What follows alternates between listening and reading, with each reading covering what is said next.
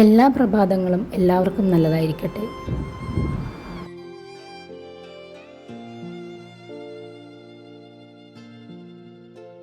കഴിക്കാൻ തീറ്റി കൊടുത്തതിൻ്റെ സന്തോഷമാണ് അവരെ കാണിച്ചുകൊണ്ടിരിക്കുന്നത്.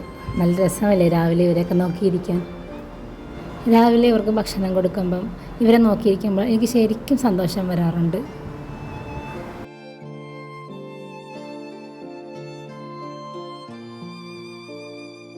രാവിലത്തേക്ക് നല്ല പതുപതുത്ത നെയ്യിൽ മുരിഞ്ഞ ദോശ കൂട്ടത്തിൽ ചമ്മന്തിയായിട്ട് കഴിക്കാനൊരു മോഹം. അതിനായിട്ടുള്ള തയ്യാറെടുപ്പിലാണ് ഞാൻ.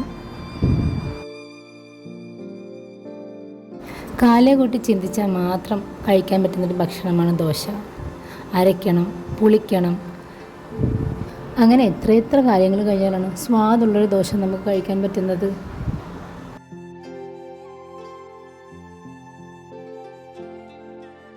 ചൂടോടെ കഴിച്ചാൽ ഇത്ര ടേസ്റ്റുള്ള ഭക്ഷണം വേറെ ഏതുണ്ട്? ഓരോ ദോശകളും അടുക്കി വെക്കുമ്പോൾ എൻ്റെ മനസ്സിൽ ഇന്ന് ഹരിക്കുട്ടൻ ഭക്ഷണം കഴിക്കുമെന്നുള്ള സന്തോഷമാണ്. കാര്യം അവന് ദോശ വലിയ ഇഷ്ടമാണ്.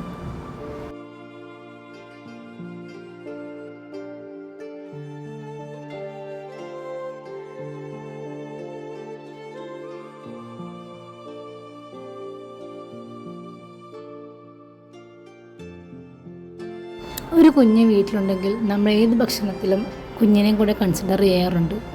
അവർക്ക് അത്ഭുതം തോന്നുന്നതും അവർക്ക് കഴിക്കാൻ തോന്നുന്നതുമായ രീതിയിലൊക്കെ നമ്മൾ അവർക്ക് ഭക്ഷണം ഉണ്ടാക്കി കൊടുക്കാൻ ശ്രമിക്കാറുമുണ്ട്.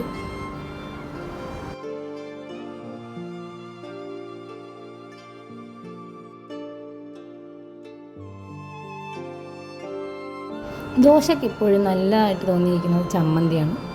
എനിക്കും ചമ്മന്തി തന്നെയാണ് ഇഷ്ടം.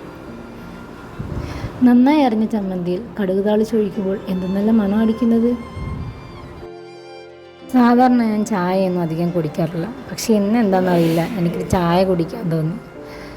കട്ടൻ ചായ അല്ല കേട്ടോ, പാൽ ചായ, പാൽപ്പൊടി ഇട്ട നല്ല കൊഴുത്ത ചായ. ഈ ചമ്മന്തിപ്പൊടി കുറച്ച് സ്പെഷ്യലാണ്. സ്നേഹവും ഉണ്ട് ഇതിൽ. ലീവിന് വന്നു പോകാൻ നേരം അമ്മ ഉണ്ടാക്കി തന്നതാണ്. കൈപുണ്യം അസാധ്യം, പലവട്ടം തോന്നിയിട്ടുണ്ട്. എന്നെ പോലെ ദോശയെ സ്നേഹിക്കുന്ന എത്ര പേരുണ്ട്? കമൻറ്റ് ചെയ്യണേ, മറക്കരുത്.